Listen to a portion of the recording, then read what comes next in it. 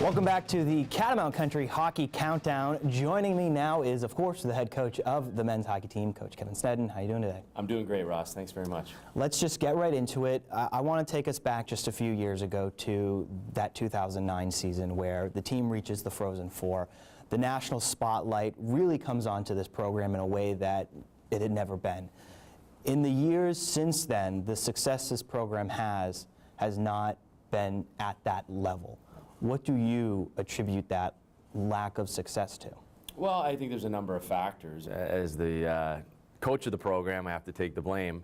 We made some mistakes, whether it be in recruiting or, maybe losing our identity a little bit as a program. I think the great thing about the teams of 2009, 2010 were that we were one of the hardest working teams in the conference and in the country, and we had a certain identity that allowed us to play that way and allowed us to have success against any other style. What is that identity? I think just being a really tough team to play against. A team that's going to come at you, be relentless, do the things that they need to do defensively, but also continue to improve offensively. What's your philosophy, I guess, on recruiting? Because everyone approaches it a different way, and everyone expects or wants a certain kind of player in recruitment. And there's a large class coming in this season. What's your take on it? Well, I think we had to make some difficult decisions in the off season. We had some honest conversations with some of our student athletes, and that's never an easy thing, and it's not something you want to do every year. But we felt with a new staff, my two new assistant coaches evaluated our team, evaluated our roster, and saw where we're at, and really felt like we needed to enhance it with more talent. And I think they did a tremendous job finding these 10 players to come in and help our program right away. Your relationship with the game of college hockey is a long one. You've won a national title as a player. You've had a lot of success. Getting older. I know, time flies by. You've had a lot of success as a coach.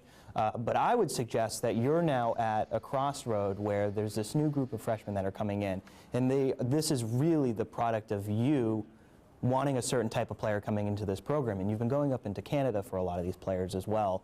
What's your hope for the future direction of this program? Well, we want to win championships. That's why I was brought here. That's why I wanted to come here. I think we came close for a few years, but we want to make sure that we sustain excellence. We'll go wherever to get the players, but we really feel that we can attract some top-notch players as we have this year. A couple of big milestones coming up for you, both with this program and you individually.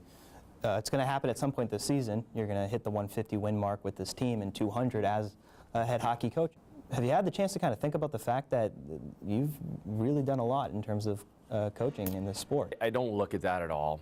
The only time when people bring that up, the only thing you do is you think back to all the great kids that you've had an opportunity to coach. It's not about the wins and personal things. Those are the teams that you coach that allowed you to have those wins next to your name. Well, let's talk about this season then. The division is stacked and it's dense. Your peers gave this team a ranking that is not the level of a ranking you would want to have. What needs to be done to kind of, stick it to them and prove them wrong? I love your mentality. I don't think we've ever, as coaches, been able to predict 1 through 11 and be accurate. So that's why we play the games. I think for us, we need to continue to take another step forward. I look at all the success we had in the second half last year about the way we played. And when you're playing in the best conference in college hockey, we expect this. We expect every night is going to be an unbelievable challenge for us, but a great opportunity. So when you're playing in a league like this, you have to know that there's not a lot of difference between the #1 team and the #11 team. You got to be ready to play every night. Well, I think it goes without saying that we wish you and the team the best of luck this season, and thank you so much for talking to us. Well, thanks, Ross. I really appreciate it. Thank you. And when we come back on the Catamount Country Hockey Countdown, we'll be taking a look at the women's team.